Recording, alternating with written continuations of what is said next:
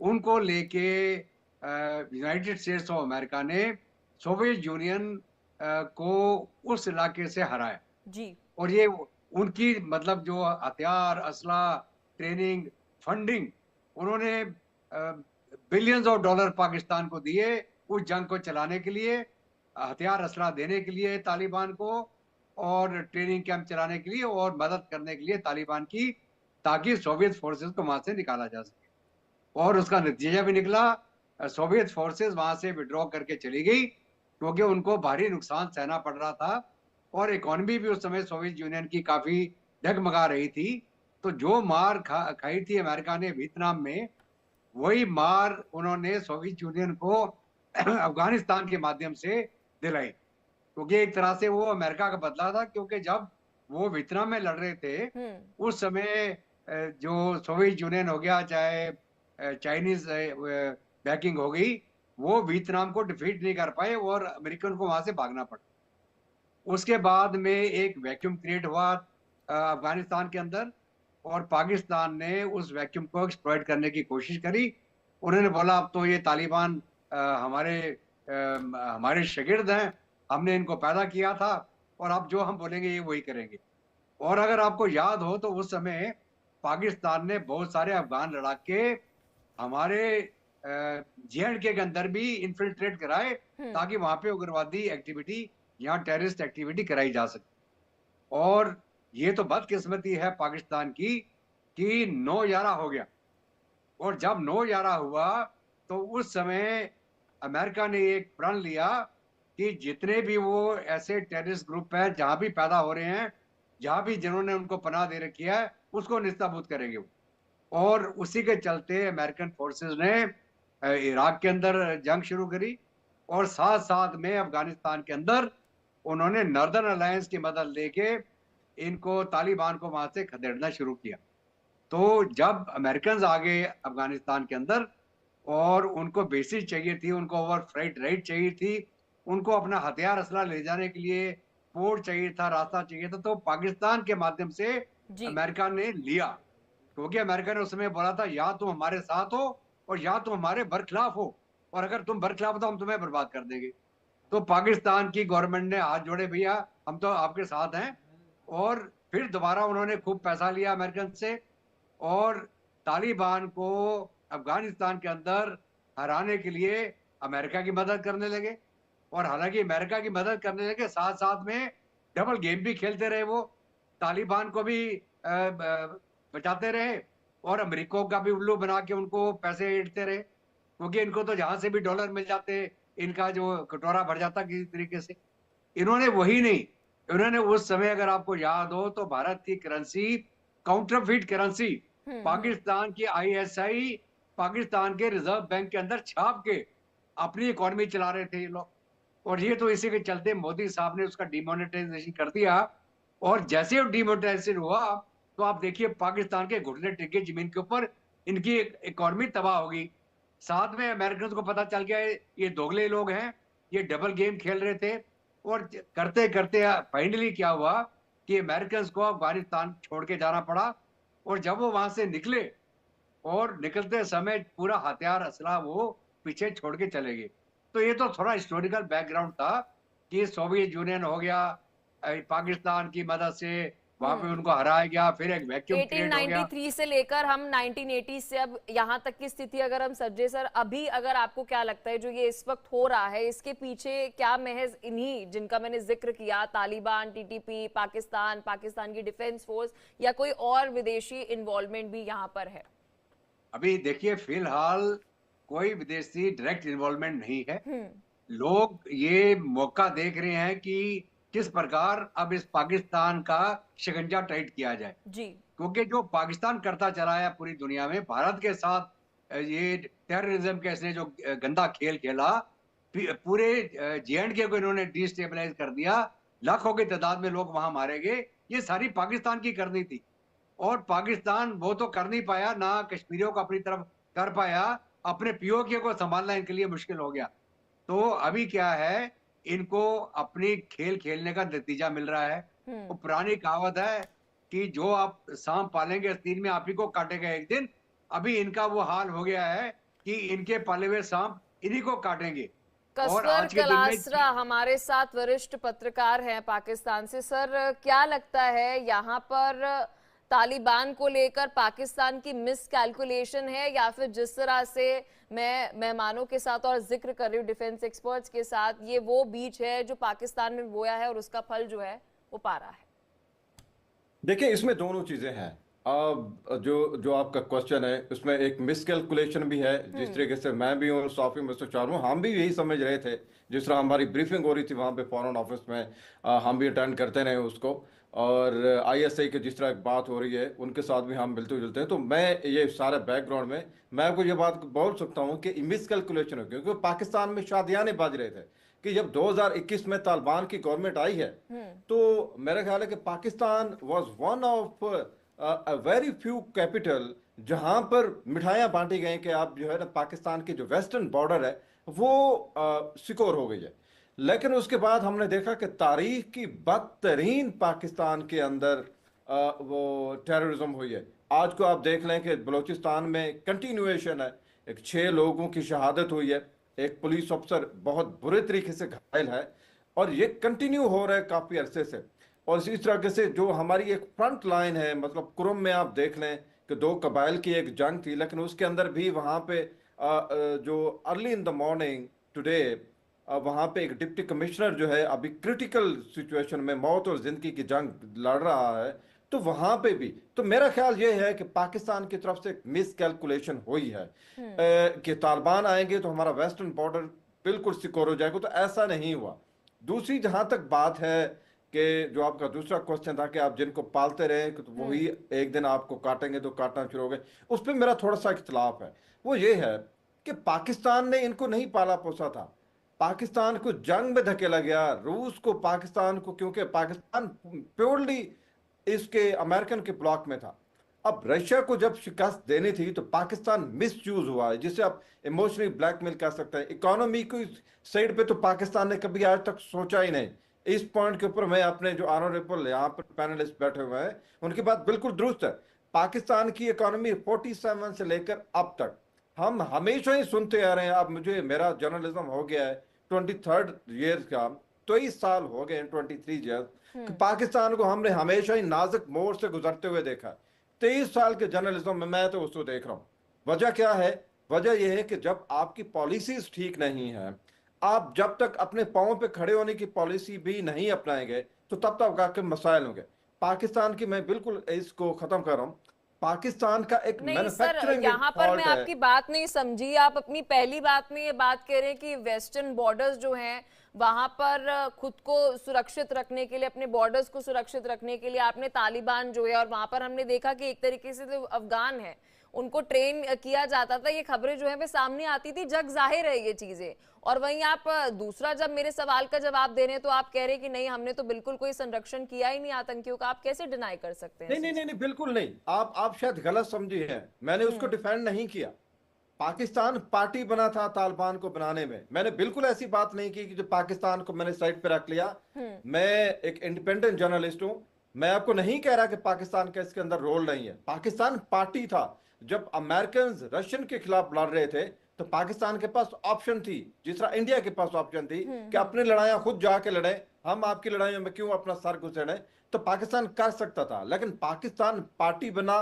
इनको कोई शक नहीं है इसमें कि पाकिस्तान का जो वेस्टर्न बॉर्डर था, पाकिस्तान का जो रीजन था अफगानिस्तान बॉर्डर के ऊपर, वहां पे बहुत ज्यादा सेंचुरीज बनाएंगी, बाकायदा इनकी ट्रेनिंग होती रही है।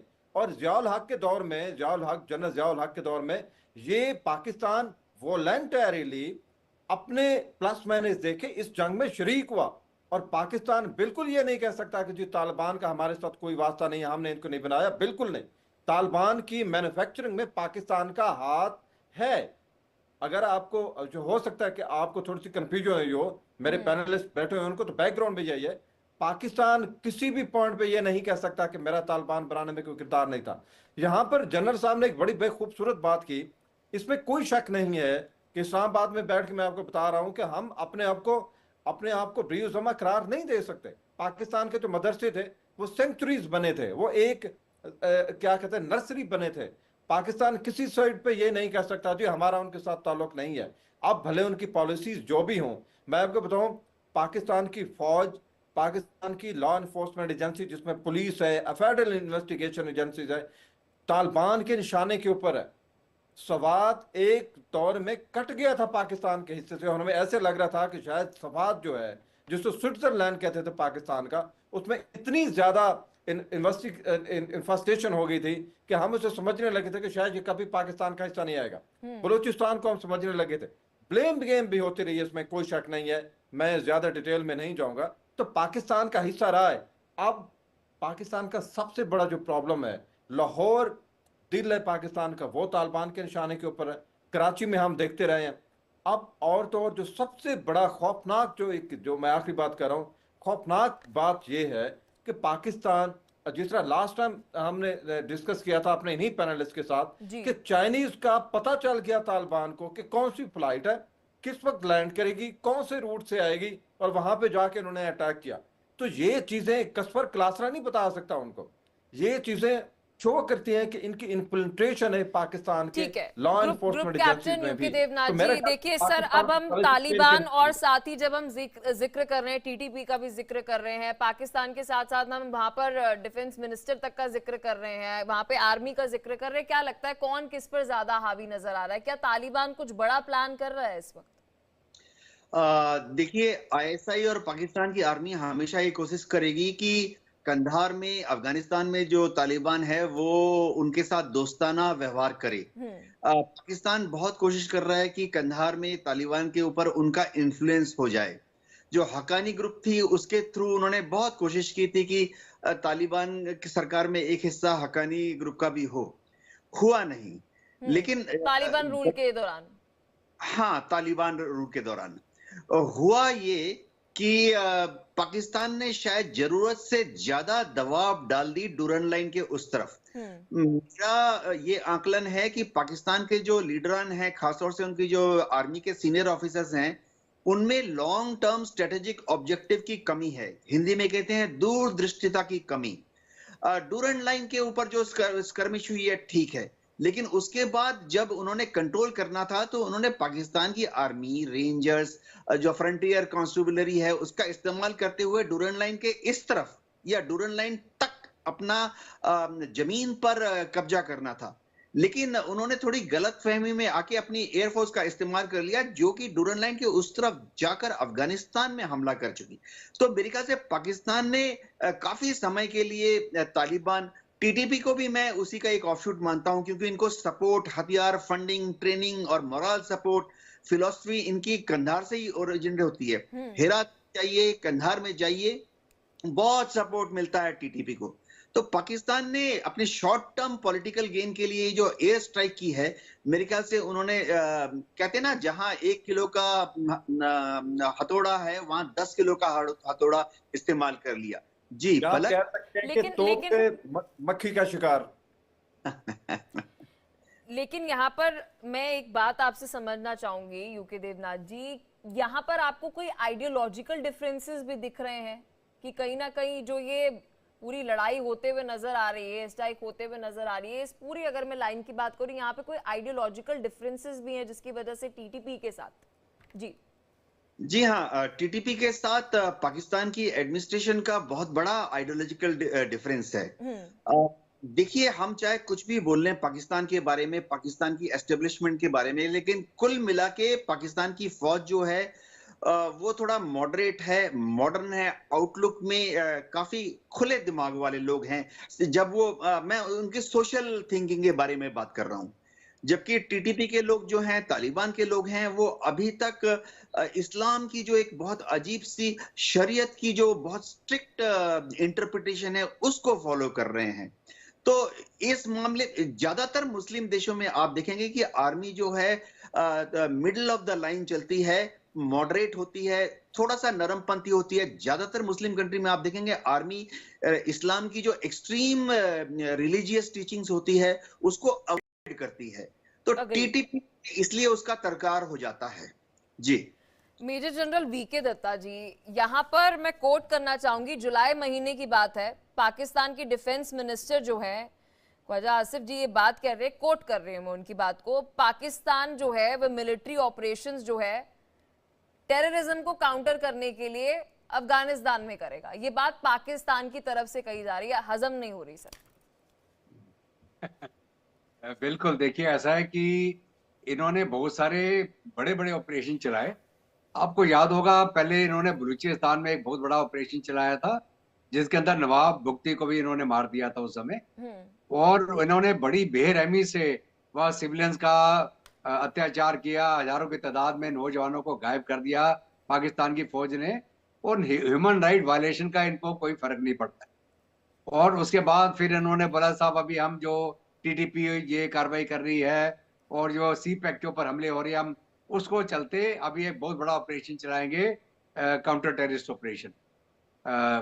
तो ये जो जुलाई के महीने में इन्होंने मुहिम चालू करी थी, थोड़े बहुत इन्होंने ऑपरेशन करे भी, लेकिन उसके बाद में जो इनको मार पड़नी शुरू हुई बीएलए द्वारा, जो बलूच लिबरेशन आर्मी द्वारा और टीटीपी द्वारा, तो अगर आप एक साल का ही आंकड़ा लेके चले तो हजारों की तादाद में पाकिस्तानी सैनिक जो हैं, सिक्योरिटी फोर्स के जवान मारे गए हैं इन ऑपरेशंस में, मतलब टेररिस्ट अटैक्स में मारे गए हैं।